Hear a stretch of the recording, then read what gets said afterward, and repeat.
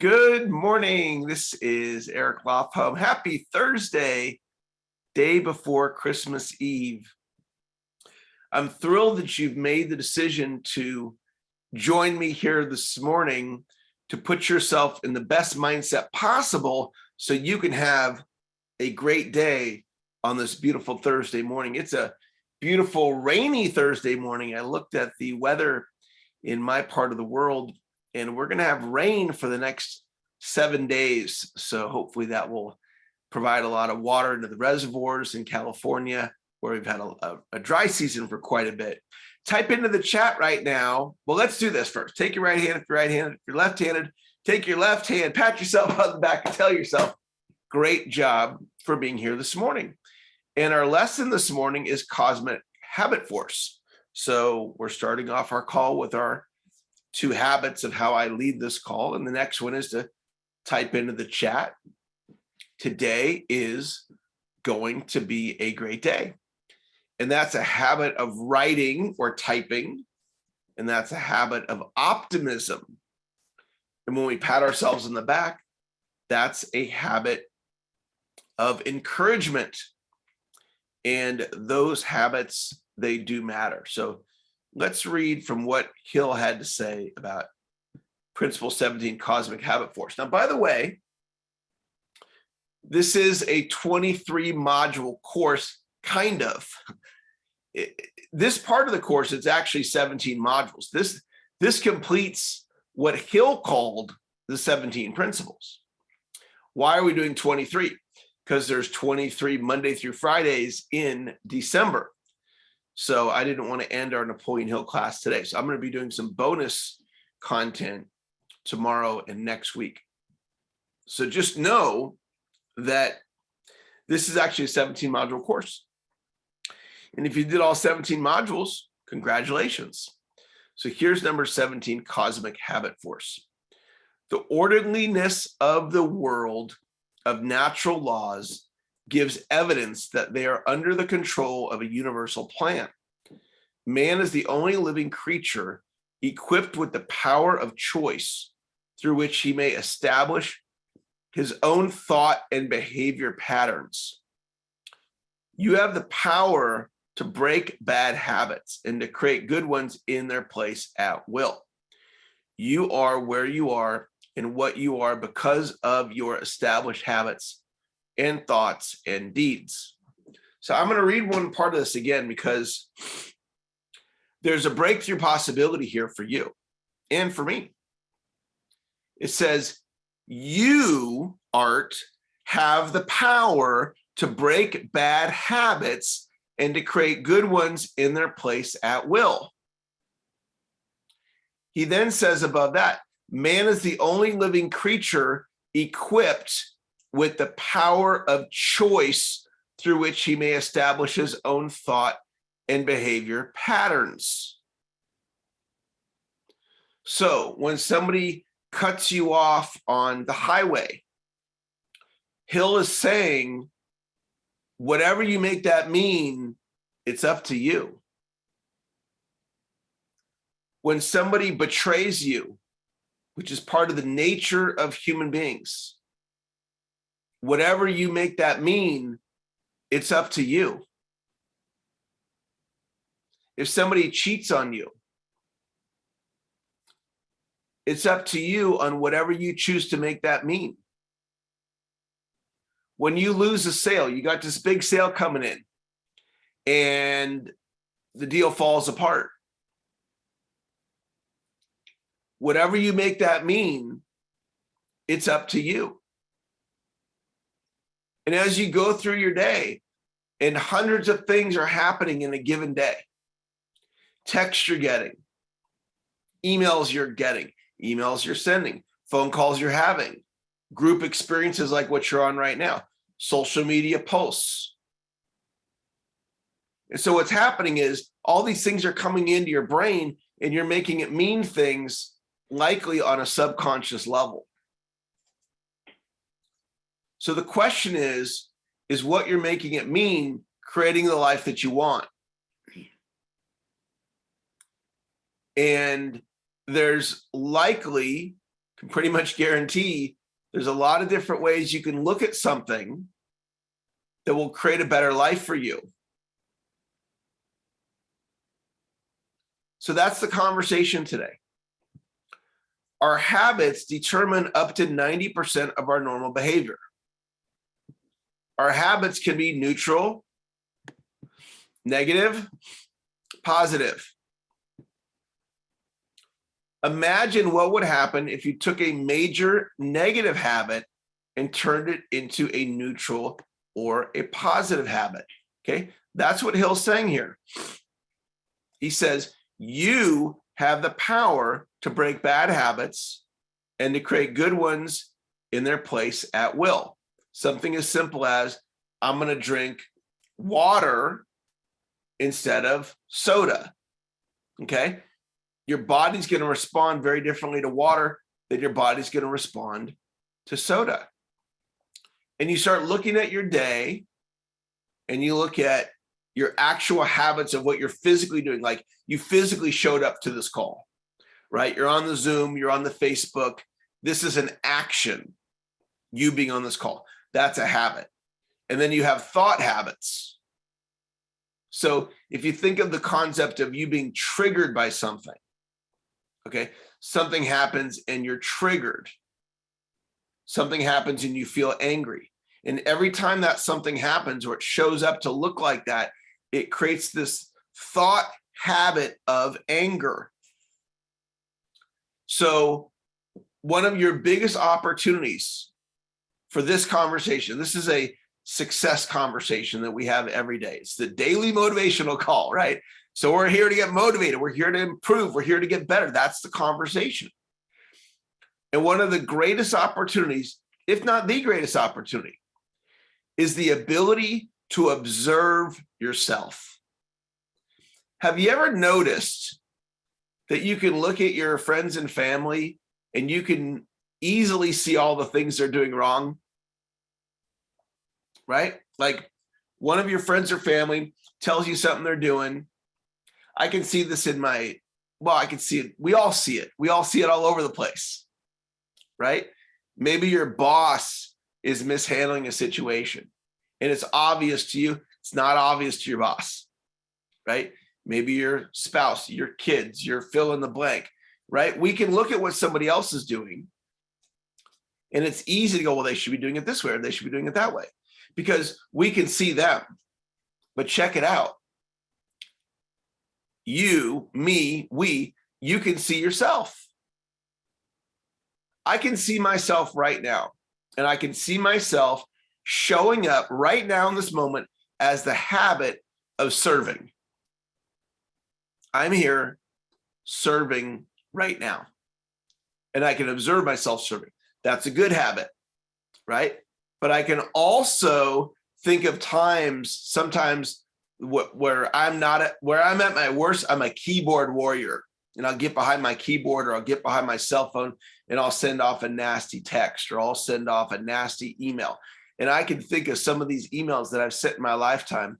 If I put them up here on the screen like this Napoleon Hill content, my face would get so red and I would be horrified if you saw some of the emails that I sent. So I can observe myself sending that email. And it's my intention to never send a nasty email ever again. And one of the recent things that I've observed in myself is because a lot of our communication nowadays is electronic. So like George and I, we had a communication recently and it was electronic. He was acknowledging me on something. And so we were communicating, I think it was over LinkedIn. So in our lifetime, probably true for you, it's true for me, I'm doing more electronic communication than I ever have. So I started observing myself.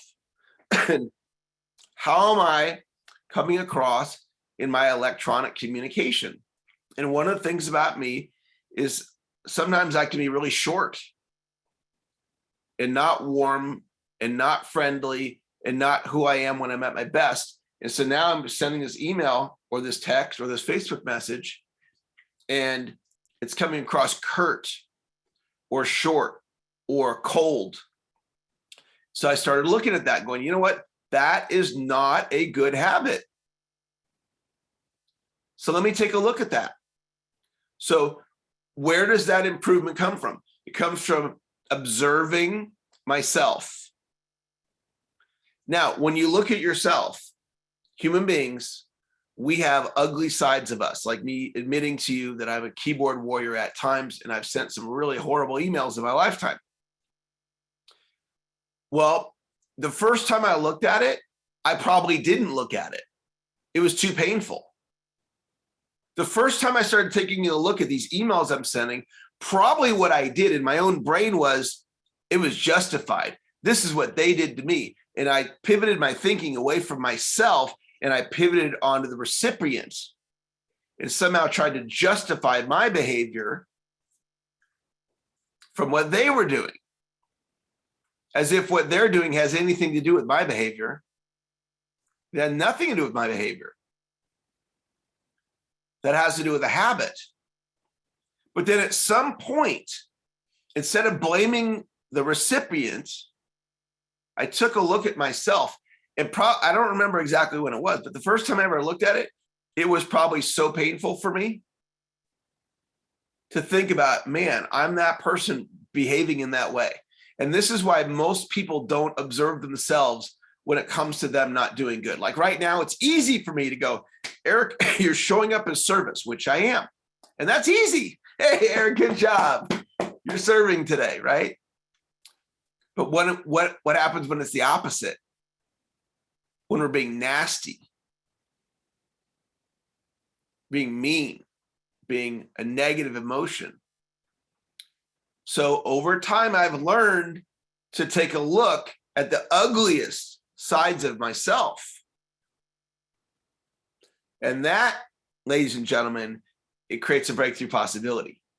When we can see us at our ugliest and go, man, I don't want to be that man or that woman yelling at our kids, justifying it based on their behavior.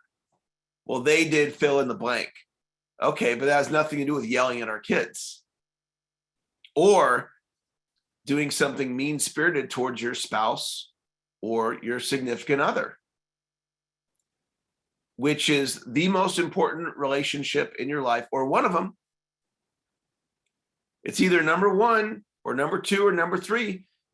Whoever you have that romantic relationship with, at least from my viewpoint, it's your choice on how you view that person.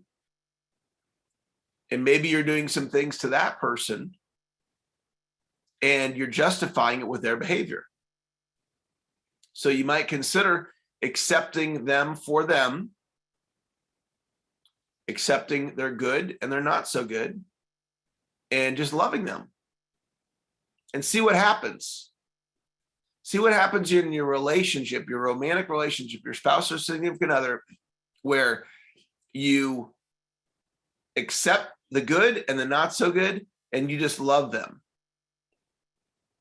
Versus they're having a bad day, so they do something to you, and then you're like, oh, really? And then all of a sudden it's on. And that's a tough thing to look at that behavior in any area of your life, not just your romantic relationship. In any area of your life, to take a look at how when you're at your ugliest. But listen to me, if you're willing to do it, if you're willing to have the courage and see that side of you, then all of a sudden you're like, you know what? I'm going to change. Napoleon Hill says I can change. Eric Lofholm says I can change. And you can change. And all of a sudden, you're a different human being because you're more enjoyable to be around. Because people want to be around you. Because it's not bringing out that ugliest side of you. All right, we've got a couple more things I'm going to share, and then we're gonna wrap it up today. Ultimate habit: how you treat others. That is a breakthrough possibility for many of you. It's a breakthrough possibility for me. For me to take a look at how am I treating others, and where can I get better? Where can I be more of a servant? Where can I be more loving? Where can I be kind? Where can I be compassionate? Okay, these are habits that will serve you well. Or we can be angry. Okay, think about how you treat others when you're angry or jealous. Think about what behaviors come out when you're in a jealous space, or judgmental, or not listening. So I've done all of these things, right? I'm not saying I live 100% in this space, but I'll tell you this, I'm more in being servant, loving, kind, and compassionate than angry, jealous, judgmental, and not listening when I've been working on it. I wasn't born with a servant viewpoint. It was after, taking a look and really looking in the mirror, really looking at myself and going, where can I grow in how I treat other human beings? And I'll tell you, my life's gotten better. My life's gotten better. I have a lot of power in this world. I can say certain things and stuff happens. It's like, where does that power come from? Part of it is coming from being a servant.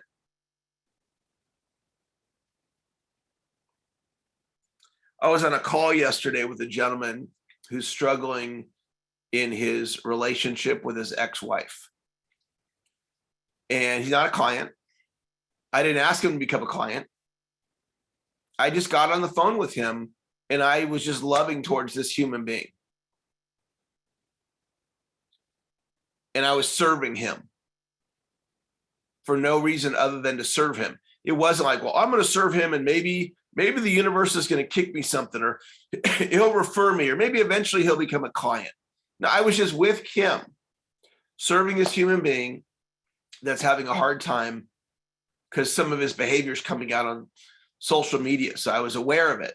So I reached out to this human being who I don't even know. And I just said, hey, do you want to have a call? And he said, yeah, I do. And we had this wonderful call. That's where my power comes from.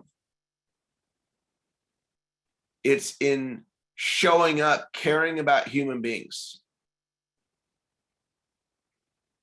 So when you look at when are you getting angry and jealous and judgmental, that's just called being a human being. It doesn't mean you're doing anything wrong, but it's something to take a look at.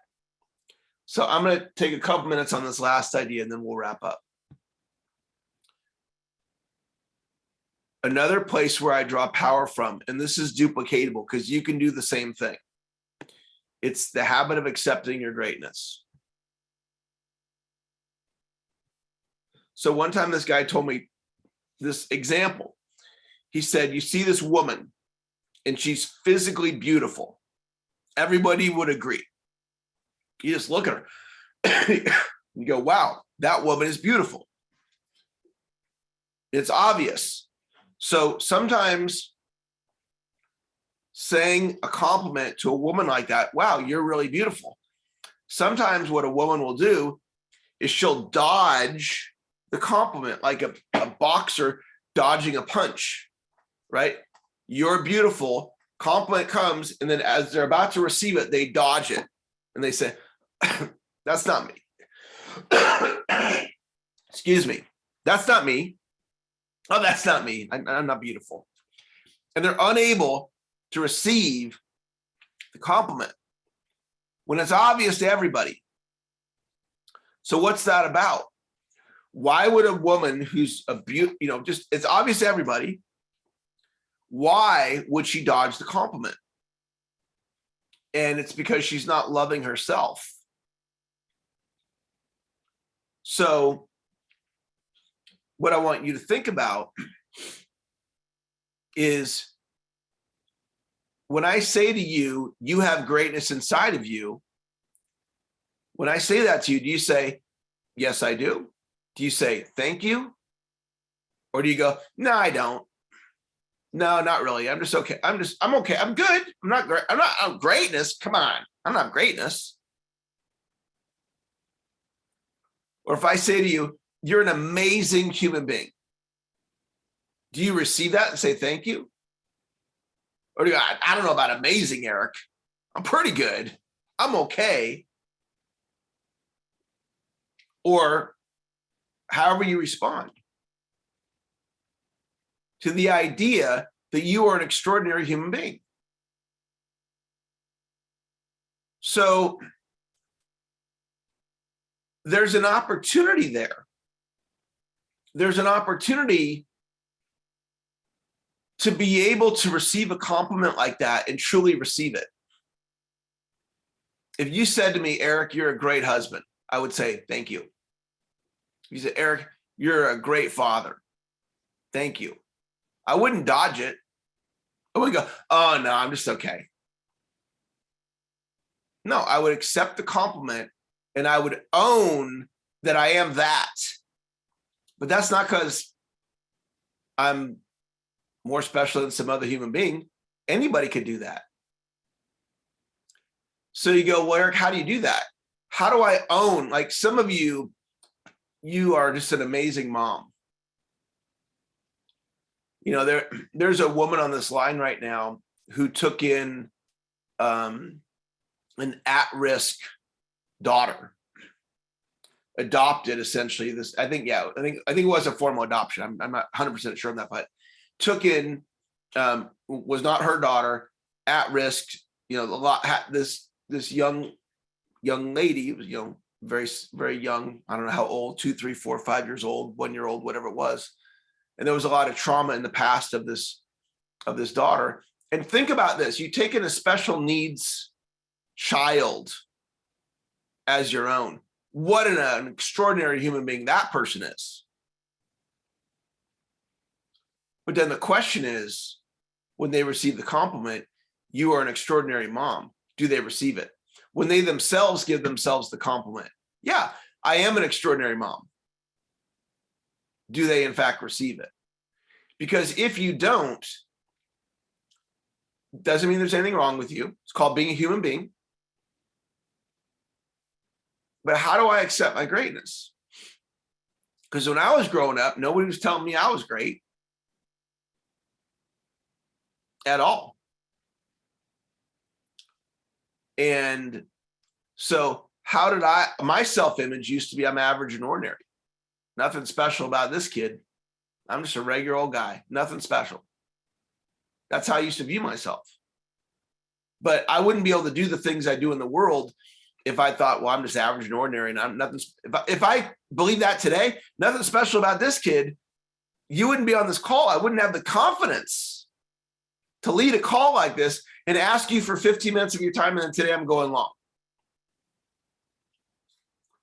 I wouldn't have the confidence to do it if I thought, well, nothing special about this kid. So there is something special about this kid, but there's something special about you too. So I'll wrap with this. How do you own your greatness? It's a skill set. That's my whole contribution. That's my main message to the world, is that the way you get better is you work on your skills, like going to the gym and lifting weights. So how do you own your greatness? You work on it.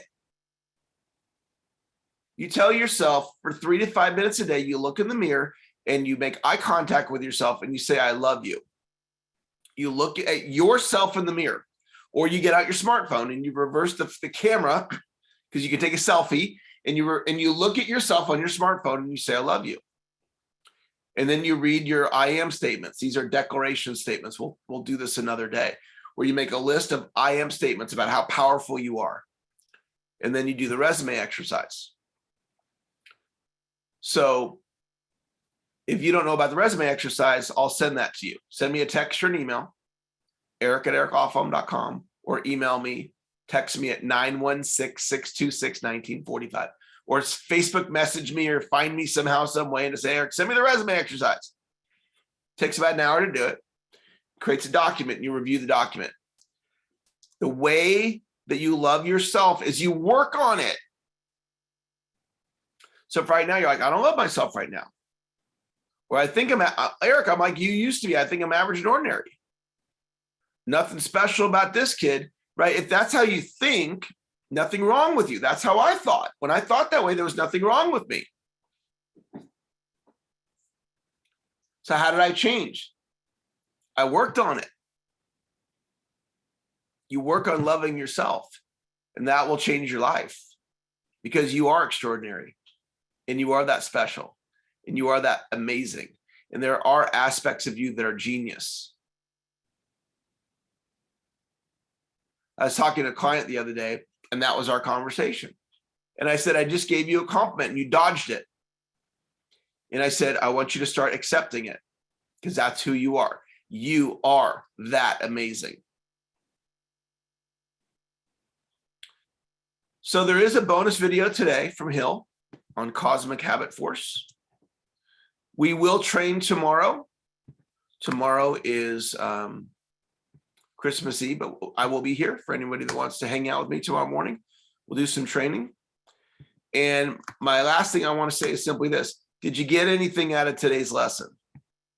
And if you got something, type it in the Zoom chat or type it in the Facebook or text me or email me. Say, hey, Eric, I was on the call today. I got something.